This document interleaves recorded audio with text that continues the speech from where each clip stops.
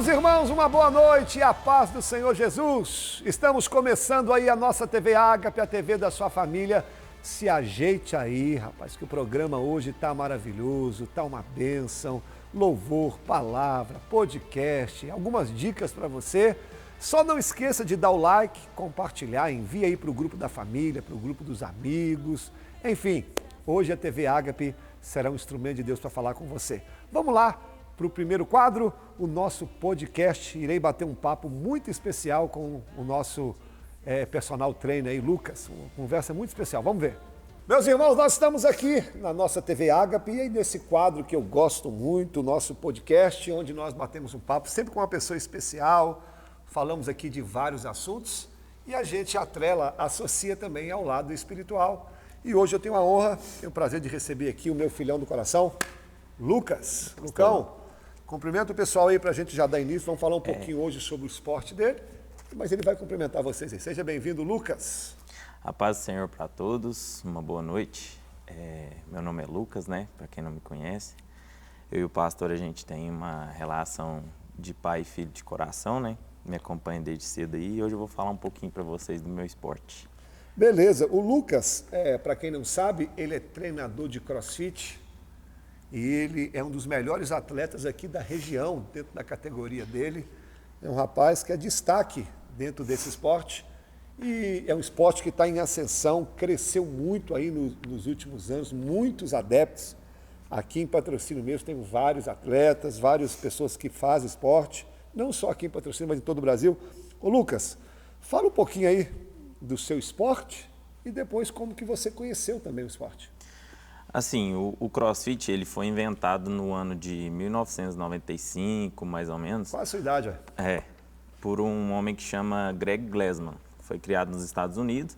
E qual que é o intuito do CrossFit? É mostrar que você é o atleta mais bem condicionado em qualquer área, ou em qualquer esporte, ou em qualquer coisa. Então, ele te testa em todas as habilidades. Você tem que ser rápido, você tem que ser forte, você tem que ser consistente.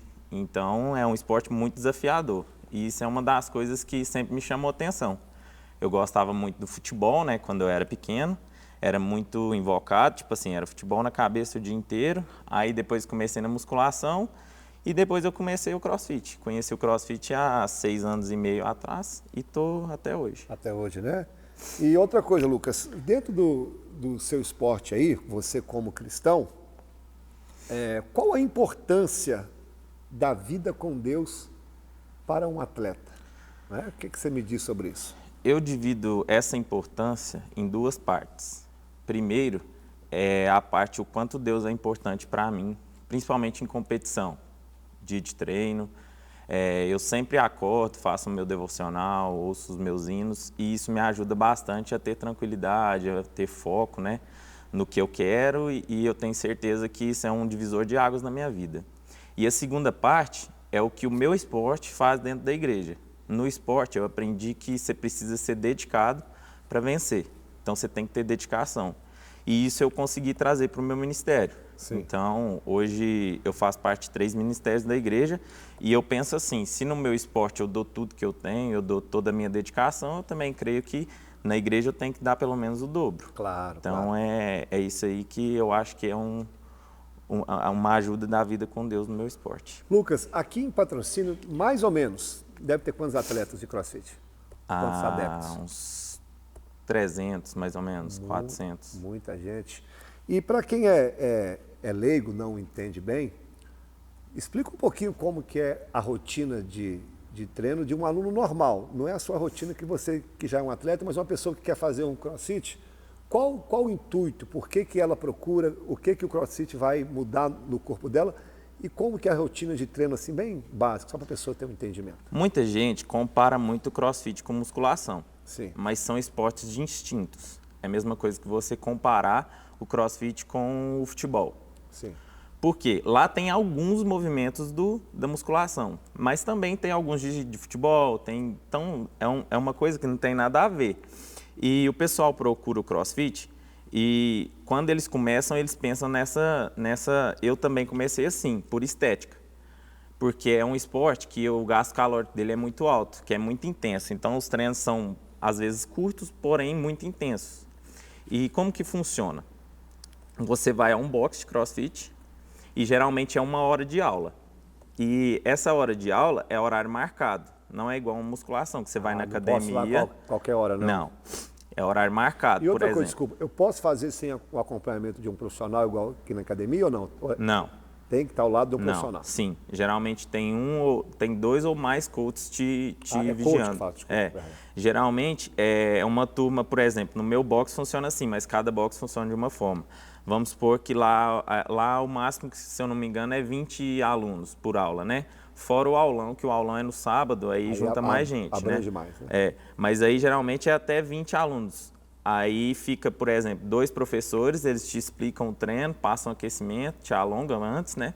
Aí depois passam o treino e você cumpre aquilo que está escrito no quadro. E eles ficam sempre auxiliando e te corrigindo. Entendi. Então vamos lá, Lucão. E até onde a sua fé, como cristão, te ajuda no esporte? O que você pode dizer sobre isso? Eu até separei aqui um versículo que Paulo diz em Romanos 12:15. Ele fala que... Vou até abrir aqui.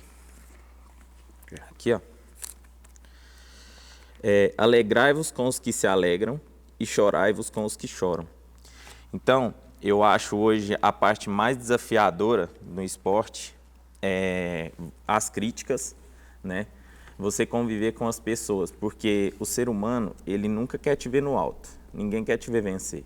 Sim. E como ele diz aqui, chorar com os que choram e alegrar-vos com os que se alegram. Você chorar com quem chora é fácil, o difícil é você se alegrar com quem vence. Então, isso é uma parte muito difícil.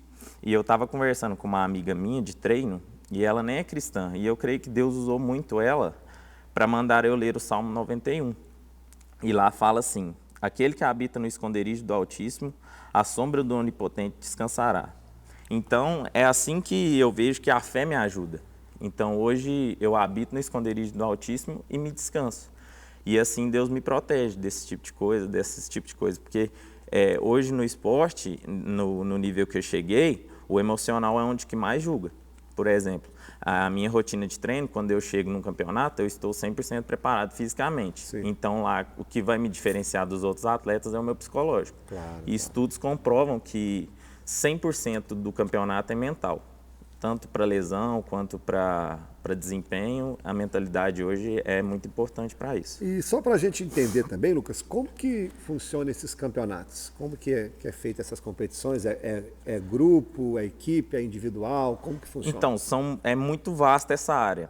Existem duplas, trios, existem quartetos, que são 4, né? Sim, sim. Aí existem, por exemplo, 2 homens, 2 mulheres, misto, 1 homem e 1 mulher, quarteto, 2 homens e 2 mulheres. Aí como que é avaliado? Vamos supor que a gente está num campeonato. Você chega no sábado, aí tem 3 provas no dia no sábado, geralmente 2 no domingo. E dura uma média de quanto tempo essas competições? Então, é muito variado, mas geralmente é prova curta, tipo de 12, 10 minutos. Aí eles julgam quem faz mais repetições, quem termina mais rápido, ou há algumas provas de peso que quem pega mais peso. Aí tem as pontuações. E hoje, qual que é a sua categoria? É por peso? Como que funciona isso? A categoria é por padrão de movimento e carga, né? Então, hoje eu estou na categoria RX, partindo para o Elite, né? Que é o profissional. Sim. Então, eles te avaliam, eles colocam lá o pré-requisito. Por exemplo, se hoje você quiser falar que vai competir na minha categoria, você pode ir, que não seja algum campeonato profissional. Sim. Mas aí você tem que ter os pré-requisitos. Por exemplo, se ele pedir para você andar de cabeça para baixo, você tem que andar com as mãos. Sim. É um exemplo. Subir na barra, fazer argola, esses movimentos mais complexos são de categorias maiores. Entendi, Lucas. Já quase indo para o fim, vamos lá para a penúltima pergunta. Como você divide os seus horários? Trabalhos, treinos e ministério? E como você faz também para se dedicar à alimentação e treino? Porque acredito que um esporte tão intenso como esse, se não tiver uma vida de treino e de alimentação também, não chega longe. E precisa ter toda uma organização. Como que você faz para organizar tudo isso? Você falou tudo. Em primeiro lugar, a coisa que eu mais me concentro é na organização. Então, todo dia à noite eu já mentalizo o que eu tenho que fazer de manhã, porque às vezes eu dou 10 até 12 aulas num dia, né, que hoje eu sou personal, e tenho que treinar em fase de campeonato 2h30 a 3 horas por dia. Sim. E ainda tem a igreja. Então eu tenho 3 pilares. Primeiro, Deus. Segundo, a minha família. E terceiro, a igreja. Então eu coloco Deus em primeiro lugar. Todos os dias eu acordo, falo com Deus. Durante o dia também, quando eu estou esperando algum aluno, eu leio. Eu sempre procuro estar em conectividade com Deus, né? E segundo, a minha família. Antes de tudo isso aí, eu tenho uma esposa, eu tenho que cuidar da minha casa, né? Tá chegando uma benção aí. Tá. E terceiro, a igreja. Como eu já falei, eu faço parte de 3 ministérios aqui e eu não gosto de fazer nada mais ou menos. Então, eu gosto de me dedicar. Por mais que eu trabalhe, tem dia na semana que eu trabalho até 8 da noite, eu venho de uniforme, eu sempre procuro estar na igreja. Dificilmente eu falto de culto, então eu sempre tento colocar Deus em primeiro lugar. E o Lucas aqui na igreja, ele ajuda na mídia, na transmissão, ele é baterista, e agora é obreiro também, obreiro Lucas. Ô Lucas, para a gente caminhar para o fim, esse bate-papo tão legal, para quem não conhece o esporte, é só procurar o Lucas, depois ele vai deixar a forma de contato dele. E tem um ponto positivo aqui na igreja que tá vindo muitas pessoas para cá, muitos adeptos do CrossFit, a serem membros aqui da igreja, a participarem, muita gente. Com certeza é o testemunho dele e de outras pessoas, né? Lucas, como que você consegue dar um testemunho lá naquele ambiente tão corrido, tão agitado? Como que você faz aí para pregar o evangelho a ponto de trazer esse pessoal para cá? Assim, eu aprendi uma coisa até com o senhor mesmo, quando eu era mais novo, que a gente prega mais com a vida do que falando. Sim. E no início era muito difícil, porque tipo assim, as pessoas até entenderem, né, que geralmente as pessoas do mundo têm uma vida totalmente diferente da gente, né, que gosta de sair, festa, beber, essas coisas, e eu nunca gostei disso. Então, eu acho que assim, uma das coisas que eu mais faço, que eu mais prego, é com o meu testemunho. Lógico que eu não sou perfeito, eu tenho os meus erros, mas se você chegar no box, ou até o pessoal aqui da região que me conhece, Uberaba, Uberlândia, todo mundo sabe que eu sou cristão. Então, as pessoas vendo isso na gente, a gente se orgulha. E hoje a gente vê os frutos, né? Como você falou, que tem muita gente vindo aqui e sempre, tipo assim, a gente só chama quando a pessoa da liberdade. Eu prego mais com testemunho. E também usando redes sociais, sempre que eu posto vídeo eu coloco música evangélica, fico postando, a gente vê que o pessoal gosta de ver, dá muitas visualizações, eu posto versículos, sempre posto vídeo tocando, essas coisas para as pessoas assistirem isso aí e ver, né? E a minha vida profissional também, eu converso muito com o Mohamed, que eu tenho certeza que Deus não chamou a gente para essa área só para educação física. É um ministério que Deus trouxe nas nossas vidas. Claro, porque a gente que é personal, a gente às vezes é um pouco de psicólogo também, né? Eles se abrem muito com a gente, porque você está ali todo dia, né? Então a pessoa se abre com a gente, aí é onde que a gente entra, né? Com uma palavra de Deus e falando de Deus, a hora que eles dão uma brechinha, a gente fala. Ô Lucas, para encerrar então, meu amigão, explica para o pessoal também como que você atende, como que você trabalha. Talvez o pessoal te vê como praticante de CrossFit e pensa que você só é coach de CrossFit. Não, você é personal, né? Então deixa aí o seu contato, a forma que você trabalha, se alguém quiser te procurar também. Se você tem alguma especialidade, algo que você gosta de trabalhar à parte, pode falar para o pessoal para a gente já caminhar para o fim. Assim, hoje o meu trabalho não tem nada a ver com o meu esporte. A minha vida de atleta é totalmente separada do meu esporte. Eu não sou coach mais, assim, hoje eu não exerço. Eu sou coach, eu tenho o Level 1, mas eu não estou exercendo essa área hoje. Hoje eu sou só personal particular em musculação. O meu foco hoje é em resultados. Geralmente os alunos que me procuram sempre vêm buscando resultados, né? E graças a Deus, até hoje todo aluno que treinou comigo sempre obteve resultados bons. Só que treino também você tem que entender que são 3 pilares, né? Treino, dieta e descanso. Se você não tiver esses 3 pilares bem feitos, você não vai ter resultado. E hoje eu só atuo nessa área. Para me procurar nas redes sociais mesmo, Instagram, ou às vezes pedir meu telefone para alguém e só. Lucão, aperta minha mão aqui. Obrigado por esse bate-papo aqui. Pessoal que não conhece o esporte, se quiser conhecer, temos aqui um dos melhores da região. Certamente você vai ser bem sucedido. E, como ele disse, ele não trabalha também, hoje não é mais coach, mas você que quer cuidar do seu corpo, do tempo do Espírito Santo, só procurar o nosso amigo Lucas. Galera, obrigado por ter ficado aí aprendendo um pouquinho mais sobre esse esporte e sobre a nossa fé. Fica aí que a TV Ágape está muito bom, tem muitos quadros interessantes. Valeu, pessoal, obrigado. Fico feliz em ver Deus usando O Lucas, conheci o Lucas novinho. Rapaz, já vai ser pai aí. Fico feliz em ver Deus abençoando a vida dele. Vamos lá para mais um quadro? Meu amigo Zilton, agora a oportunidade está com você. Vamos lá para o quadro do Zilton. Bom, meus amigos, esse é mais um Na Mesa com Jesus, essa mesa de comunhão, este lugar onde nós falamos sobre os feitos e as maravilhas de Jesus. E hoje eu tenho o prazer de estar aqui comigo o meu irmão, Alex. Alex, seja bem-vindo. Valeu! Boa noite, pessoal. Muito obrigado, Zilton, pelo convite. É um prazer estar aqui com todos vocês, né? Para poder compartilhar mais um pouquinho aqui, né? Do que a gente vem aprendendo ao longo dos dias sobre o incrível Jesus. Meus amigos, hoje nós iremos falar sobre um texto. É um texto conhecido, mas não tão falado, que é o pedido da mãe de Tiago e João. A gente está muito acostumado com Tiago e João como os discípulos mais próximos de Jesus, juntamente com Pedro. Mas esse é um pedido inusitado que a mãe dele faz. Esse texto se encontra em Mateus 20, no versículo 20 adiante, mas também está no livro de Marcos, no capítulo 10, de 35 a 45. Então, hoje nós queremos falar um pouco sobre a liderança de Jesus, o seu modelo de liderança e a resposta que Jesus dá a esse pedido dessa mãe. Alex, eu gostaria que você falasse um pouco sobre esse texto. Sei que você utilizou dele na sua pregação de sábado no culto de jovens, foi algo muito marcante. Queria que você falasse um pouco e a gente vai conversando sobre isso. Eu cheguei a mencionar esse texto, né, porque eu cheguei nele quando eu estudava sobre a parábola dos trabalhadores na vinha, né, aqui no capítulo 20. E no versículo 1, Jesus ele já dá um exemplo ali do trabalhador na vinha que sai para captar, né, angariar pessoas para trabalhar. E até que eu me deparei com esse versículo, né, com esse trecho que vem logo após, o interessante é que ele vem logo após Jesus predizer que vai morrer, né? Uhum. Então, tipo assim, tem a parábola, Jesus fala que vai morrer e, né, estando Jesus para subir a Jerusalém, chamou os 12 e chegou a confessar para eles. E depois disso, chega a mãe de Tiago e João, né, esposa de Zebedeu, e pede, né, lá Jesus, o texto fala assim, então se chegou a ele a mulher de Zebedeu com seus filhos, no caso Tiago e João, e fala, adorando-o, pediu-lhe um favor, né? Perguntou-lhe ele, o que quer? Ela respondeu, manda que no teu reino estes meus 2 filhos se assentem, um à tua direita e o outro à tua esquerda. Né?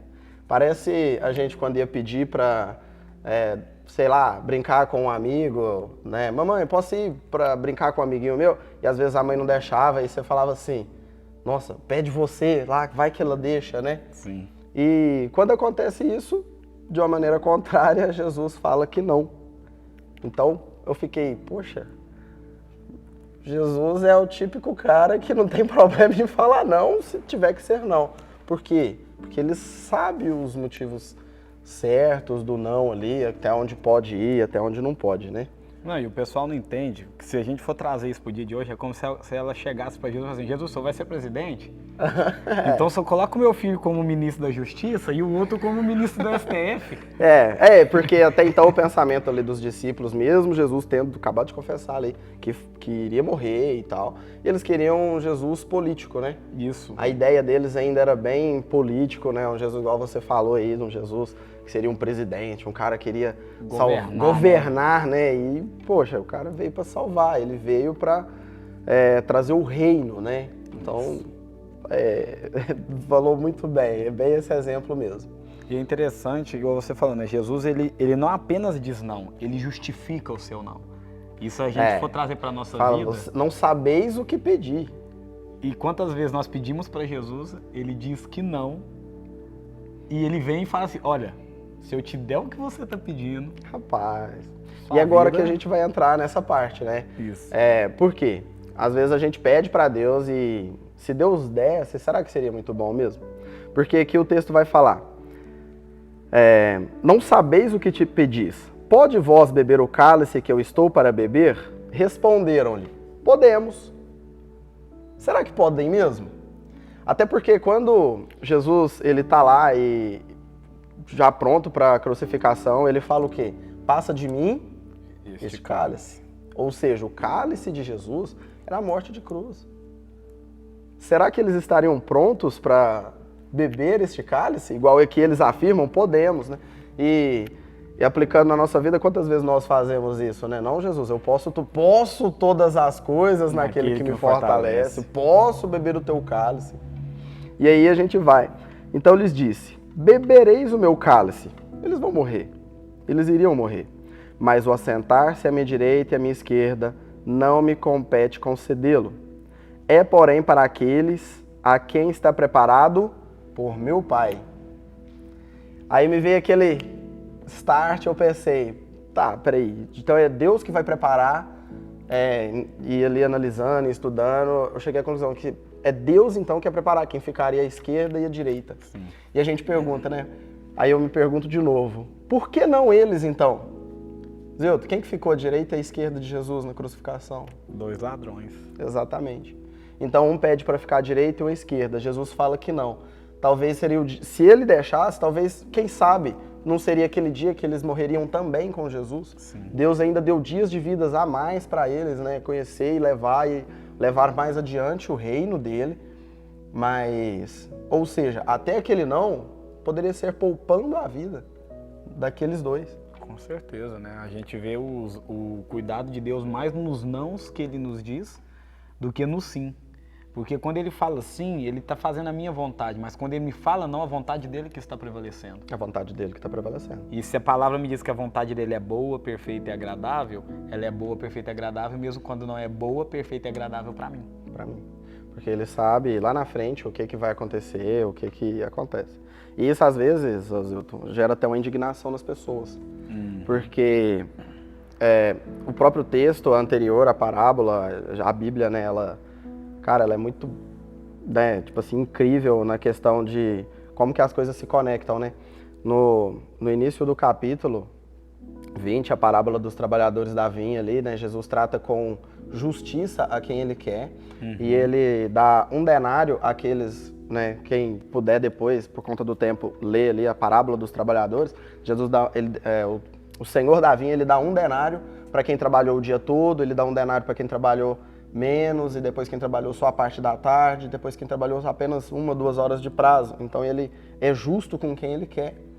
Então ali a gente vê pessoas que às vezes fizeram menos, entre aspas, né, no reino de Deus ali, fizeram menos, mas recebendo porções o mesmo, iguais, né? Porções iguais, né? O mesmo que aqueles que fizeram muito. E da mesma forma, às vezes a gente vai ver pessoas se convertendo depois da gente, alcançando lugares maiores que o da gente, entre aspas, né, claro. Mas talvez pessoas que se converteram depois pregando, pessoas que se converteram depois com dom de línguas, dons de curas. E a partir daí a gente vê que todos receberão a salvação. Sim. Tanto eu que ralei pra caramba pro reino de Jesus, quanto aquele que chegou depois ali nas últimas horas e foi salvo, igual aquele ladrão, o próprio ladrão que estava do lado de Jesus foi nas últimas horas. Aqui a gente vê a analogia perfeita, né? Porque dentro do próprio pedido da mãe de Tiago, a gente vê a indignação dos outros 10 discípulos. Isso. Porque no coração deles, eles também tinham esse desejo de terem o mesmo governo. E Jesus mostra para eles que a liderança deles é pelo servir. E ao servir, eles lideram. E Jesus vai finalizar de uma maneira muito bacana, né? Não é assim entre vós. Aliás, então Jesus chamando-os disse. Então você vê que no versículo 17, Jesus reúne eles e fala da morte. E depois no versículo 25 ele torna a dizer, então Jesus chamando-os disse, sabei que os governadores dos povos os dominam. Está naquilo que você começou falando, né? Do governo. Dos povos os dominam e os maiorais exercem autoridade sobre eles. Não é assim entre vós. Aí agora Jesus já vem com aquele ensinamento. Não é assim entre vós. Pelo contrário, quem quiser tornar-se grande entre vós, será esse o que vos sirva. E quem quiser ser o primeiro entre vós, será vosso servo. Tal como o Filho do Homem, que não veio para ser servido, mas para servir e dar sua vida em resgate por muitos. Ou seja, cara, o negócio não é estar à frente, estar visível, estar fazendo ou quem deixa de fazer. O negócio é servir. Cara, quando você entende o propósito de servir, é isso aqui que está sendo feito. É um programa que existe para servir pessoas, levar e edificar casas de talvez pessoas que não conseguem vir, que às vezes pode apresentar para alguém, mandar um vídeo, fazer alguma coisa. Então, o princípio de servir, ele está além de ser visto. Isso. Né? Ou é servir, ou é ser visto. Quem quer ser visto não consegue servir. Então, seja servo. É porque aquele que procura o lugar alto, primeiro ele tem que preparar o caminho para que pessoas também cheguem. Exatamente. Então Jesus ele é muito claro e é interessante porque da mesma forma que eles quiseram estar uma à direita e outra à esquerda, quando Jesus toma o seu cálice, o cálice que eles disseram que podia, também tinham um homem à sua esquerda e um homem à sua direita, porém só um aceitou também, porque não é para todos. E ali a gente vê que 2 discípulos queriam inaugurar o céu, mas quem inaugurou foi um ladrão. Exatamente. Porque no reino de Deus, aquele que chega por último também tem mérito, se o seu coração estiver arrependido de verdade. O versículo 16 desse mesmo capítulo fala que assim os últimos serão os primeiros e os primeiros os últimos. E assim nós vamos finalizar. E que você entenda que a vida com Deus não é uma corrida, mas ela é sim uma constância. Não é sobre chegar primeiro, mas é sobre permanecer. E que você possa entender que o serviço te capacita para liderar, mas quanto mais você lidera, mais você tem que servir. Alex, obrigado. Valeu, eu que agradeço. Pessoal, bom programa para vocês. Muito obrigado pelo convite. Estou aqui para servir. É consigo, pastorzão? Espero que você esteja gostando. Só dá o like aí e compartilha para a gente alcançar mais pessoas. Vamos para a agenda da igreja para você saber o que Deus tem feito? Segunda-feira, 19h30, o nosso culto de oração. De joelhos, nós somos fortalecidos perante o Senhor. Uma igreja forte é uma igreja que ora. Quarta-feira, quarta-feira é o culto da vitória, às 19h30. Este culto nós damos oportunidades para os pregadores da casa, que por sinal, pregam muito a turma aqui. E no culto da vitória nós temos um momento da oração das causas impossíveis, onde nós clamamos a Deus e Deus tem respondido pela sua graça e bondade. Sexta-feira, sexta-feira é o culto da palavra. Na maioria das vezes eu que ministro esse culto, só não prego esse culto quando eu não estou aqui na cidade. É onde eu prego sobre um capítulo da Bíblia, ou um personagem, enfim. É um culto para você que gosta da palavra mesmo. Meio de semana, terça e quinta, nós temos o culto nos lares, confere aí.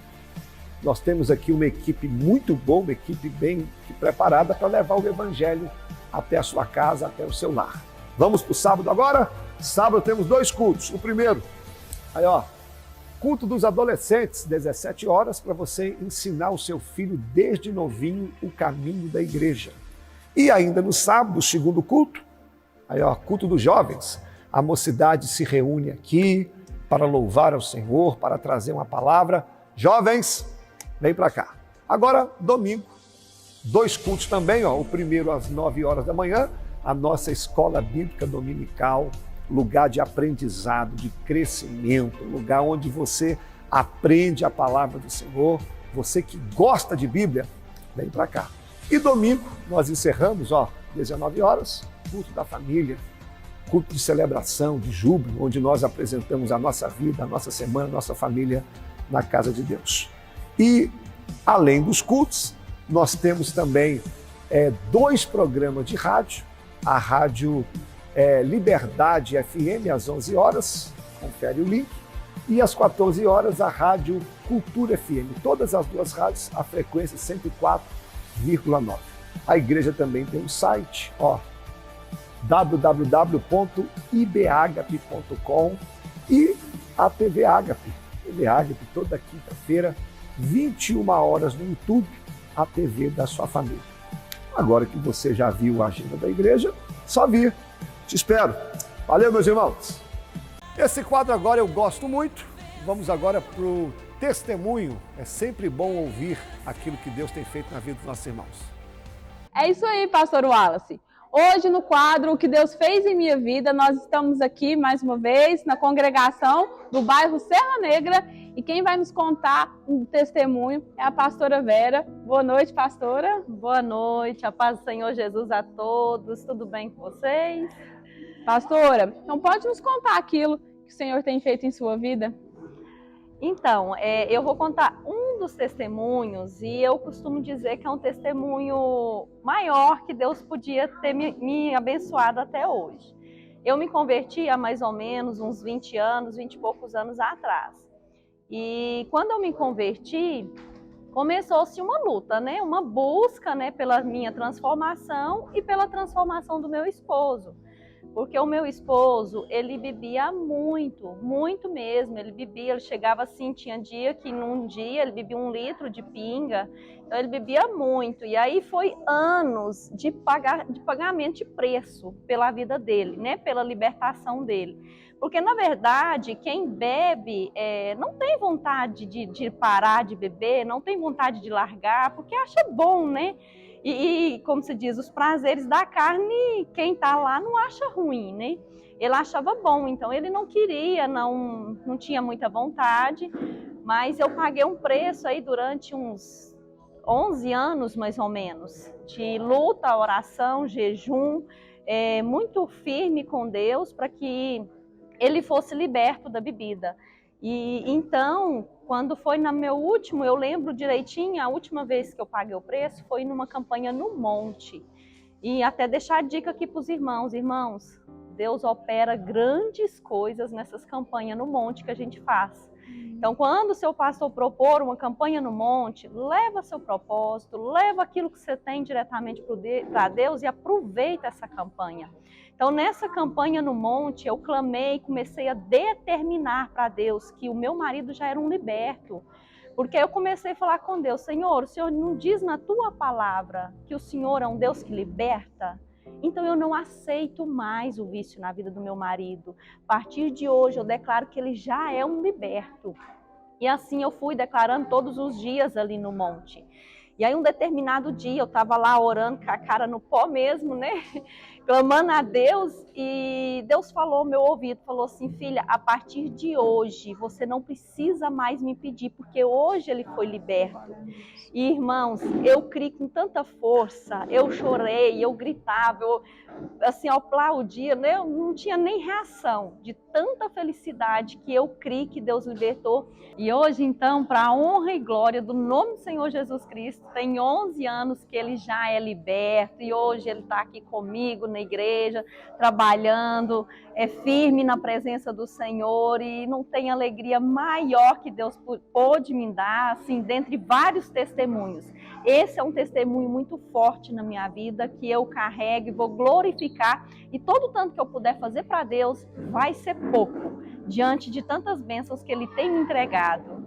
Amém, que bênção, né? Então você que está nos assistindo e passa também, né, por essa situação, às vezes também há muitos anos, né, pastora, não deixe de acreditar, não deixe de clamar, porque o nosso Deus é um Deus que faz, é um Deus que liberta, e a pastora e o esposo, para quem quiser vir ver esse testemunho vivo, estão aqui, né, para provar esse testemunho. A gente chega aqui na porta do bairro Serra Negra, já somos, né, bem recebidos por eles. E o nosso desejo é que Deus continue fazendo muito mais na sua vida, na vida do seu esposo e na vida de toda a sua família, pastora. Amém, glória a Deus. E é isso, irmãos, não desista. Por mais que a luta esteja difícil, não desista não. Deus, Ele é o mesmo, Ele fez na minha vida e vai fazer na sua. Então não desista não, continua firme com Deus e crendo, porque é a nossa fé que move a mão de Deus. Amém. Deus te abençoe, pastora. Amém. E você que está nos assistindo, continue aí, que o nosso programa tem muita coisa boa para você. Com você, pastor Wallace. Deus seja louvado por esse testemunho. Pessoal, dá o like aí, compartilha. Quanto mais você fizer isso, mais vidas a gente alcança. Agora o quadro da devocional aí com a nossa irmã Adela. Olá, meus amigos, cumprimento vocês com a paz do Senhor. Hoje eu estou aqui para finalizar os profetas menores, os nossos panoramas bíblicos que nós estamos fazendo.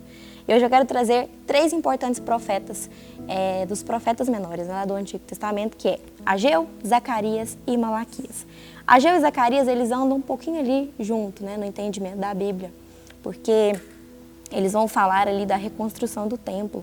E não só falar da reconstrução do templo, mas como deveria ser reconstruído de maneira que agradasse a Deus. Né? Não reconstruído em pecado ou com desleixo, mas em santidade e com excelência. E o livro de Malaquias é um livro de perguntas e respostas que vai trazer sobre arrependimento, sobre a justiça de Deus, você pode perceber que esses profetas, eles sempre falam, eles sempre retratam muito sobre isso, porque tamanha importância é esse assunto na Bíblia, né? E eu acho legal também que em Malaquias existem algumas profecias que ele fala que se cumprem lá na época de João Batista. Então você pode ver completamente o quanto a Bíblia é interligada. Passando agora para o nosso devocional, quero que você abra lá em Salmo 119, nós vamos ler hoje o versículo 176 apenas, e nós vamos encerrar também esse devocional do Salmo 119. Olha quantos devocionais nós podemos fazer com um único salmo. Olha que extensão, né? Que riqueza que esse salmista nos traz aí. Então não deixe de meditar nesse salmo, porque é um salmo com grandes pérolas, que eu tenho certeza que vai edificar muito, muito a sua vida. O versículo 176 fala assim: ando errante como ovelha desgarrada, procuro o teu servo, pois não me esqueço dos teus mandamentos. Em outras traduções, a palavra fala assim: andei sem rumo como uma ovelha perdida, mas agora vem buscar o teu servo. A Bíblia ela cita bastante, né, a figura da ovelha. E a ovelha é um animal que se distrai muito facilmente. Muito parecido comigo, com você. Quem de nós, né, nunca esteve perdido em alguma época da vida? Às vezes de propósito, porque escolheu se perder. Às vezes porque as preocupações da vida, os problemas da vida, as distrações foram distraindo de tal maneira que a pessoa se perdeu. E às vezes pela teimosia, pela desobediência. Existem diversas formas de se perder aí, né? E acredito que, assim como eu, você aí também pode estar perdido ou ter ficado perdido algum tempo da sua vida. Assim como uma ovelha, né, desgarrada. E hoje eu quero falar com você sobre essa questão. No finalzinho do versículo que nós lemos, a palavra fala assim: vem buscar o teu servo. E ele se compara a uma ovelha perdida. Porque acredito eu que no fundo toda ovelha perdida, né, toda pessoa perdida, ela deseja ser encontrada por Deus. Ela anseia por esse encontro. Por mais que ela negue, por mais que ela não deixe transparecer. Eu sei que no fundo a ovelha desgarrada, a ovelha perdida, ela sente falta do seu Criador, ela sente falta do seu pastor. Então hoje eu quero falar com você sobre isso, sobre a possibilidade de ser resgatado. Não sei pelo que você está passando, se você conhece alguém que passa por isso, mas acredite que essa pessoa que está perdida, que escolheu se perder, não sei qual a situação dela, mas que não está nos caminhos que Deus sonhou para ela, eu tenho certeza que ela sonha em ser resgatada. Então esse devocional é para ela. Por quê? A palavra lá em Lucas 15, quero que você abra para nós lermos essa parábola, que particularmente é uma das minhas favoritas. Ela relata sobre um pastor que tinha 100 ovelhas e perdeu uma. E ele deixa as outras 99 para vir buscar essa ovelha. Então nós vamos ler essa parábola para você ver o tamanho da importância desse assunto.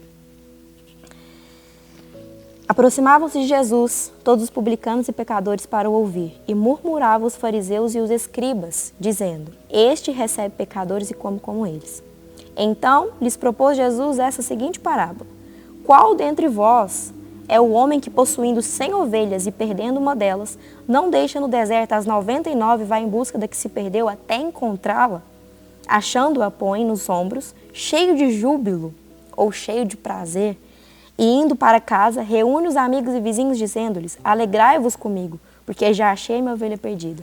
Digo-vos que assim haverá maior júbilo no céu por um pecador que se arrepende do que por 99 justos que não necessitam de arrependimento. Então a mensagem é a seguinte: Deus tem prazer em resgatar você. Principalmente se for para você viver no arrependimento, se for para você deixar os seus pecados, negar a si mesmo, tomar a sua cruz e segui-lo verdadeiramente. Deus, ele não tem interesse em deixar a ovelha perdida, né? E quando eu digo ovelha, é daquela pessoa que se distraiu, que se perdeu, né? Deus, ele não tem interesse que você fique perdido, que você fique fora do propósito e fora dos planos dele.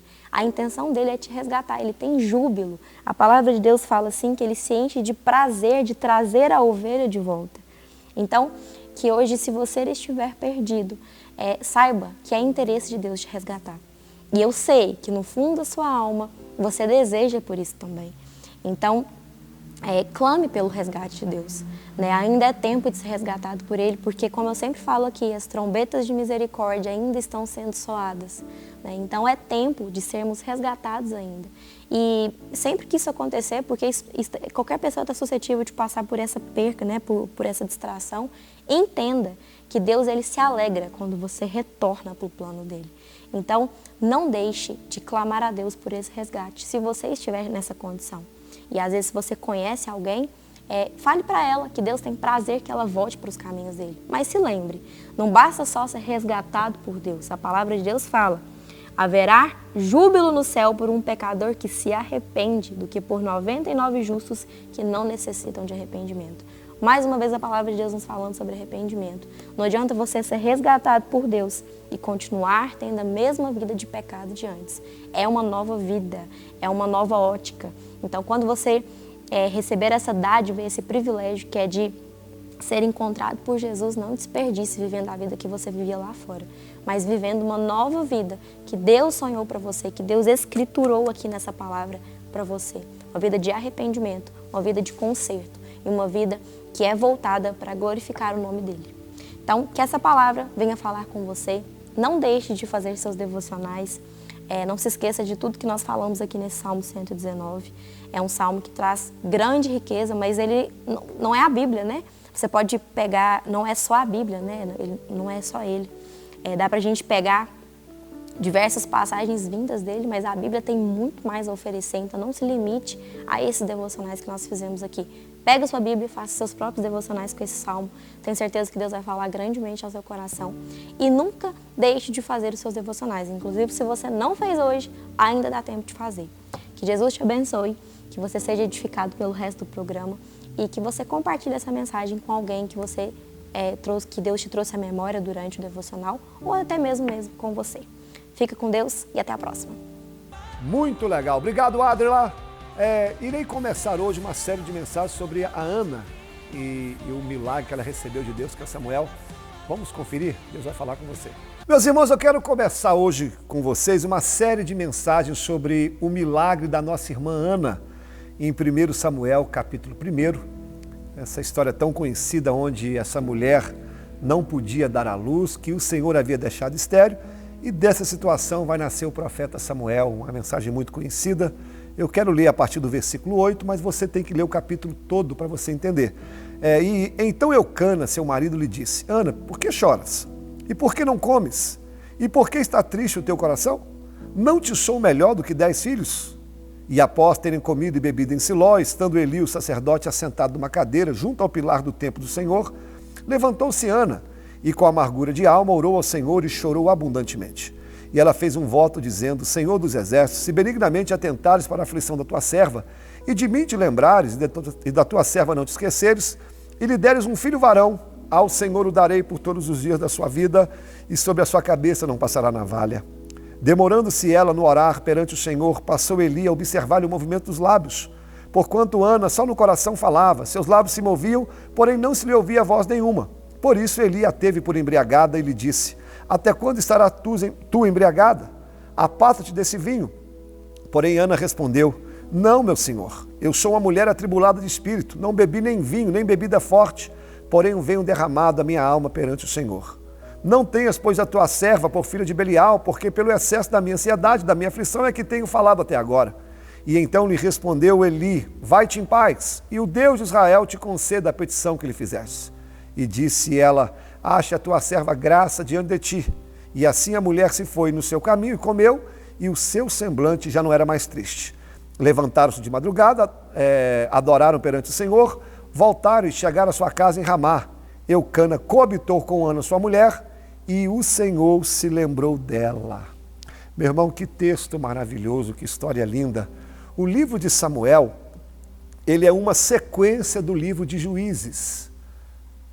Se você é um leitor ávido da Bíblia, você vai entender que a Bíblia ela se completa. E uma das maneiras de você entender a Bíblia é entendê-la em ordem, é ler a Bíblia em ordem cronológica. Hoje nós temos Bíblias dessa maneira, nós temos estudos, então é necessário você ler o livro de Samuel com essa sequência. E como que termina o livro de Juízes? Para você entender, por que chama juiz? Não havia rei. E sempre quando o Senhor queria usar alguém, Deus usava alguém nas suas tribos. Haviam 12 tribos, quando Deus queria fazer uma obra, usava alguém. E o livro de Juízes, irmãos, ele termina de uma forma muito triste, que diz assim: não havia rei em Israel. Quando a Bíblia fala de rei, fala de governo. Então não tinha rei, não tinha governo, humanamente falando, e cada um fazia aquilo que era certo. Então o livro de Juízes quer nos mostrar que havia um declínio espiritual. Se você ler o livro de Juízes, você vai ver que o povo de Israel estava se corrompendo, mesmo Deus tendo feito tanta coisa. Então, ao terminar o livro de Juízes, dá a entender que a história de Israel está abandonada, que o povo não tem regras, tudo parecia desgovernado. E é nesse contexto que nós vemos uma família buscando ao Senhor, uma família vivendo nesses dias tão difíceis, e de um modo especial, mais uma mulher, que é Ana. O dono dessa família, que o marido se chama Eucana. A sua casa estava perto da tribo de Efraim. O seu nome significa posse de Deus, ou seja, aquele que pertence ao Senhor. Em 1 Crônicas 6, 22 a 28, vai dizer que esse homem também chamado Eucana, ele era da tribo de Levi, descendente dos coatitas. E ele era casado com a sua mulher chamada Ana, mas havia um problema na sua família. Por quê? A sua mulher, Ana, não podia dar filhos. Não podia dar filhos. E dentro do contexto bíblico, uma mulher que não pode dar filhos, ela era tida como uma mulher amaldiçoada, uma mulher que Deus não olhava para ela. E dentro do contexto bíblico, se você fosse casado com uma mulher estéril, você poderia arrumar uma outra mulher, que chamava de concubina. É aí que entra a Penina. A Penina é uma concubina de Eucana. Ele se casou com ela para ter filhos. E uma coisa que Eucana e Penina souberam fazer é filhos, irmãos. Mas aí que entra a Ana. Preste atenção, a Ana agora, ela vai ter que conviver com a sua ausência de filhos, vendo seu marido coabitando com outra mulher, e essa mulher dando filho, dando luz. Você consegue imaginar o sofrimento de Ana vivendo num lugar que parece que não tem controle, sua casa dividida, a sua rival gerando filhos? Olha, irmãos, que luta dessa mulher, que problema dessa mulher. A Ana, quando você olha para ela, você vê o sofrimento. Essa mulher, ela só queria ter um filho, só isso, mas ela não conseguia gerar. Seu lar dividido, o tempo ia passando e nada da situação mudar. Alguns acreditam que ela orou mais ou menos 20 anos por Samuel. Não tem como a gente afirmar, mas já pensou? Você 20 anos, 15 anos orando por uma coisa e nada acontecer? Até o Deus a quem ele buscava parecia estar contra ela, irmãos. Contra ela. Olha só, angústia, afronta, decepção, demora, tristeza, tantas coisas que se você olhasse para ela, você poderia falar: essa mulher não tem jeito, essa mulher, ou mulher sofredora, essa mulher vai morrer desse jeito. Mas a Ana também, irmãos, apesar de tantas batalhas, essa mulher não se entrega, essa mulher não desiste, essa mulher não deixa de acreditar no seu milagre, porque a Bíblia faz questão de dizer que todos os anos essa mulher está na casa do Senhor adorando a Deus. Todos os anos ela está buscando ao Senhor. Essa mulher me alegra, ela me encoraja, porque mesmo ela não sendo obrigada a ir, porque no contexto bíblico, lê Deuteronômio 16:16, eram os homens que tinham que ir, mas ela ia também. Ela falava: meu amor, eu quero ir lá. Mas Ana, você não precisa, não, mas eu quero ir, eu quero buscar a Deus, eu creio que Deus pode fazer algo na minha vida. Olha, querido, eu quero que você entenda aqui no início dessa mensagem, eu não sei quais as suas dores, eu não sei quais os seus problemas, eu não sei quais as suas dificuldades, mas olha para a irmã Ana, tudo contribuía para ela parar, tudo contribuía para ela não adorar a Deus, tudo contribuía para ela ficar parado, mas ela continuava buscando, ela continua lutando, continua adorando, e nessas indas e vindas até a casa do Senhor, ela iria sair de lá com o seu milagre. E eu quero liberar essa palavra para você, você. Não deixa de buscar, não deixa de adorar, não deixe de estar na casa do Senhor, porque numa dessas indas e vindas você vai chegar triste, mas vai voltar para casa alegre, carregando no colo o teu milagre. Tudo pode parecer contrário a você, tudo pode parecer contra, mas não deixe de adorar o Senhor, não deixe de buscar a Deus. A irmã Ana me encoraja. Grandes milagres e grandes bênçãos surgiram nos piores momentos. Quem diria que daquela situação sairia o grande Samuel, um grande profeta, juiz e sacerdote? Irmãos, essa é uma das especialidades de Deus. Ele faz brotar coisas grandes das situações mais inusitadas. Você olha para a sua vida hoje, você fala, pastor, não dá, mas é nessa situação que Deus vai fazer brotar um grande milagre. Você crê nessa palavra aí? Você recebe essa palavra aí? Olha, irmão, recebe essa palavra que Deus está falando com você. Deus vai fazer brotar algo grande nessa situação caótica que você está vivendo.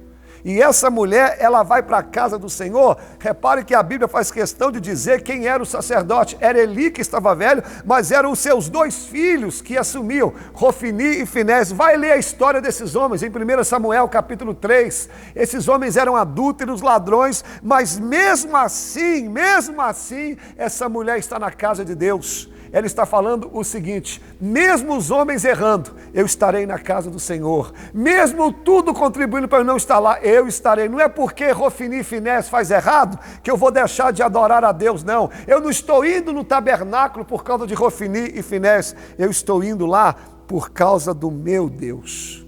E eu quero terminar essa primeira parte dessa mensagem dizendo: o sacerdote era Eli. Quem era para assumir eram os seus 2 filhos, mas seus 2 filhos estavam corrompidos. Qual seria o futuro do sacerdócio?